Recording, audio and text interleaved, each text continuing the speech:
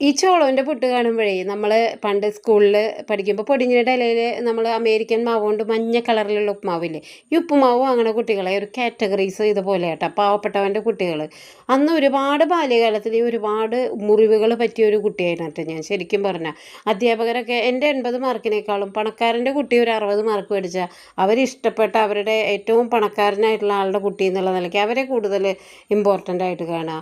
ഉപ്പുമാവ് വാങ്ങുന്ന ഒരു കൂട്ടം കുട്ടികൾ ചെമ്പം മുടിയായിട്ട് നിസ്സഹായരായിട്ടിരിക്കുന്ന അവരുടെ ഇലയിലേക്ക് ഉപ്പുമാവ് വിളമ്പുമ്പോൾ ചീത്ത പറയുക, അങ്ങനെ ചെയ്യേ ഇങ്ങനെ ചെയ്യേ, ആ ഇല ഇങ്ങനെ വെക്കേ എന്നൊക്കെ പറഞ്ഞിട്ട്.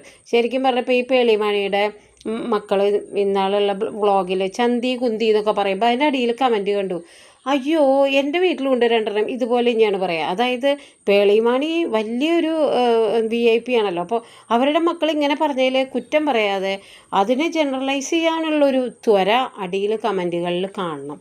ഇതാണ് സമൂഹം. നമ്മൾ ഒന്നുമില്ലായ്മയിൽ നമ്മളെ പട്ടിയുടെ പോലെ പോലും സമൂഹം തരില്ല എന്നുള്ളതാണ്. ഞാൻ ഒരുപാട് ജീവിതത്തിൽ ഒരുപാട് പരാജയങ്ങൾ ഫേസ് ചെയ്ത ഒരാളാണ്.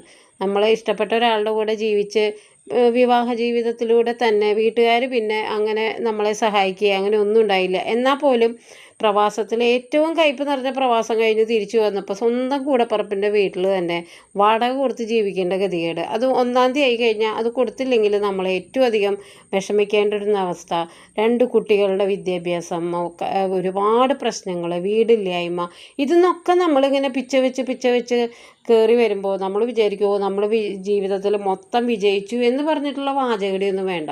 നമ്മൾ ഒരിക്കലും ഉണ്ടാവില്ല. ഓരോ ജീവിതത്തിൻ്റെ വളർച്ചയുടെ ഘട്ടങ്ങൾക്കനുസരിച്ച് നമ്മളുടെ പേഴ്സണൽ പ്രശ്നങ്ങളും സാമ്പത്തിക പ്രശ്നങ്ങളൊക്കെ അവിടെ തന്നെ ഉണ്ടാവും.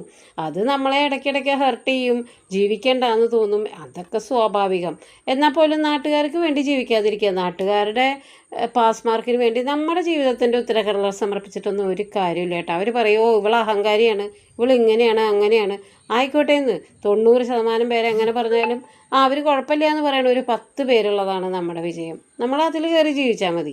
എന്തൊക്കെയായാലും നമ്മളായിട്ട് ജീവിക്കുക.